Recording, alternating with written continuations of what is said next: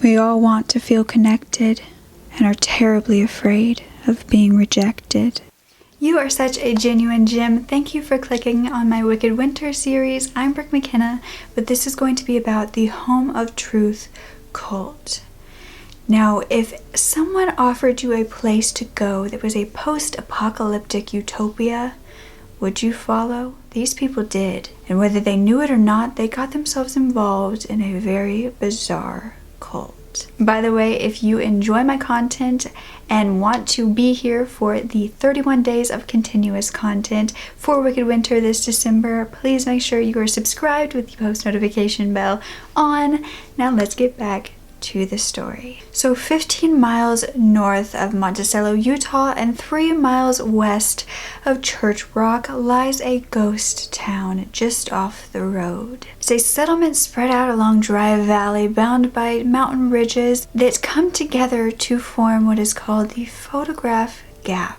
This town has no markers, no exhibits, and no signs saying that this town has a name at all. There are just buildings that are half crumbling inside a gated fence on private land. But what did it used to be? Some thought it used to be a mining town or a ranching community driven out by drought, but it's much different than you could have ever imagined. And the only proof that something actually was there was in a few old newspapers and the stories of living residents nearby that knew exactly what happened there. And it all started with a woman named Marie Ogden, who was born on May 31st of 1883.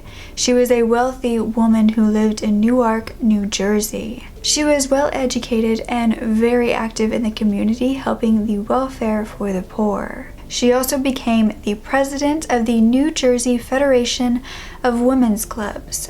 But everything began to change when her husband died in 1929. She was 46 years old and filled with grief that led her to religion and spiritualism, where she said that she had a spiritual revelation that led her to build the Truth Center, or the School of Truth, in New Jersey. She had hoped to communicate with her husband and find out why he died, as well as what her plans for the rest of her life were. But she said that she was communicating with God through messages that were coming to her on her typewriter. She also joined the League of the Liberators for a while, which was ran by spiritualist William Dudley Pelley. And he taught millennialism, or the belief that paradise would occur on earth before the final judgment and the future eternal state of the world to come. She believed in his teachings so much that at one point she was the largest financial contributor of the entire thing, but eventually she kind of broke off from that whole thing because William was turning into a political extremist and she didn't like that. But she still claimed to be receiving these messages from God through her typewriter, so she began to travel the country to speak her message. And she landed in Boise, Idaho, where she told everyone about the revelation she had had about making a religious colony dedicated to the truth. So she went back to New Jersey, not having any idea where this colony was supposed to be built, only that she wanted to build one. She knew that it was supposed to be in the wilderness area, far from the city, and she saw it being on virgin soil in the Intermountain County, but that was really it. Then some friends told her about some available property in San Juan County, Utah, where she went to check it out and said that it was exactly what she had been sent as a vision. And in September of 1933, she gathered some followers from New Jersey, from Boise, 22 people altogether, including her, and they headed there. They all believed that the world was coming to an end and the only safe place would be this area of land and everything else would be destroyed, and that this would be the site of Christ's second homecoming. It would be a peaceful community of religious settlers who would survive and start new. They even tried to buy some irrigated ranch land on the Indian Creek so they could start a farm there as well and kind of spread their community, but they didn't have enough money to pay. And when Marie actually offered this owner to kind of have a membership into the community to survive, he denied it and said absolutely not. So they finally decided to settle on the barren desert and began to build. They called this the Home of Truth, and it had 23 buildings altogether, but it had 3 sections called portals set up a few miles apart. The inner portal was called the heart of the settlement. This is also where Mary set up her home with her daughter Roberta, and there was also 5 other houses. Marie taught that only those who lived in the inner portal would be spared when the apocalypse came. Now, the outer portal was made up of several buildings as well, like the communal house and the dormitory. The middle portal, however, was the biggest and was supposed to be where the chapel was built of cobblestones, but it was never finished. From her typewriter, Marie actually wrote up a newspaper and gave out to the residents because they had a strict code of conduct to follow, and this showed the messages that were from God. They had to pledge to do whatever God dictated through Marie, but that was just the beginning. They all had to surrender all of their personal belongings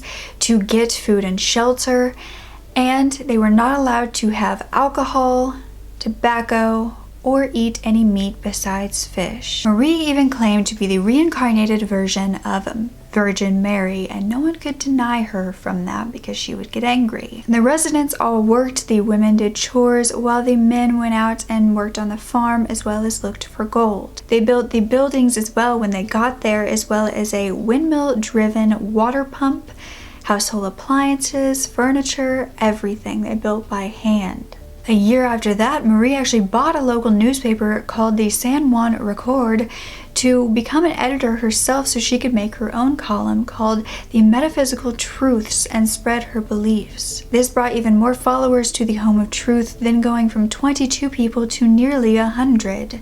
The neighbors really tried to ignore what was going on, but it was getting harder with the more and more people that were going there. Then on February 11th of 1935, one of the members died. Her name was Edith Boishakh, and her husband had joined the Home of Truth in search for a promised spiritual cure for her cancer. But after she died, Marie claimed she was about to go through purification and she would come back to life shortly, saying she was receiving vibrations and messages from her. She believed it so much that she actually wrote an article about it called The Rebirth of the Soul, and she made the other members of this group bathe her in salt solution 3 times a day and inject her with milk and eggs. 4 months later, they were still doing so to her corpse.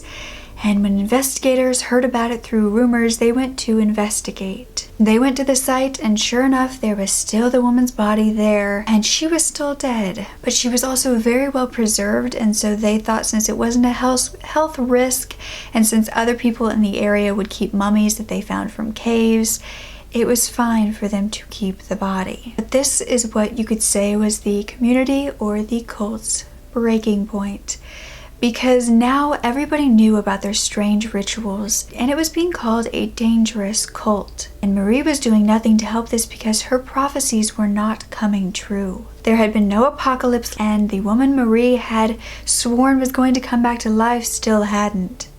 That is when nearly half of the members left. But Marie didn't stop there. Nearly 2 years after Edith died, Marie said again for the second time she was coming back to life. This time the investigators came once again with a death certificate for Edith, saying it needed to be signed. When Marie refused, she was arrested, and only then did she actually sign it. Then they went to look for her body, but they couldn't find it at the Home of Truth. And that is when another resident or member of this cult came forward saying that nearly 2 years ago, Marie had him help in disposing and cremating the body. That is when all but 7 members of Marie's cult left her. She stayed there with them until she had to go to the San Juan nursing home. And the Home of Truth property was actually privately sold so the government couldn't seize it to pay for her care. She died in 1975, but some of the members still continued to live there until September 30th of 1977, when the new owners began selling property inside of the inner portal. And by that point, All 3 portals held locked, dusty buildings who were maintained by a caretaker and the no trespassing signs. By 2008, the outer portal was completely gone, but this new owner was trying to preserve the inner portal in order to completely restore it and have it be open to the public. A sign reading Marie's place still hangs over the gate to the inner portal, and there is still a small cemetery with 5 graves there. And although this cult could have been much worse, it's still scary to think that one woman could get 100 people to follow her to an isolated area saying that there was an apocalypse coming, and it never came, yet some still stayed. I think fear can make us do crazy things, and I wonder how many of us could get into something like this completely unknowingly. I saw a tweet from the king of YouTube, Shane Dawson, when he was asked if his next series could be about cults, and he responded, "OMG, imagine if a YouTuber started a cult. That's horrifying and probably very realistic, giving their fans a name, calling them family, making them wear their name on them, merch, having meetups. It's already happening." Which I get was complete sarcasm from him, but I don't think it's too far off from the truth. What cults scare you the absolute most, and would you want me to continue this and make this kind of a series of doing cult videos? Because they truly are terrifying to me, and I see the darkness and the power in them, and I think that they can happen easier than any of us could possibly imagine. But with that, I hope I've creeped you out for this day of Wicked Winter. Remember, I'm posting every single day, so I will see you tomorrow. Make sure you are subscribed with the post notifications on, and give me a thumbs up if you did enjoy today's video and want another one tomorrow. So yeah, don't ever forget to speak up. Your voice is powerful enough, and I love you to absolute pieces. Okay, bye. And don't join any cults. Okay, bye. We're so susceptible to following the leader, we don't realize it can be the Grim Reaper.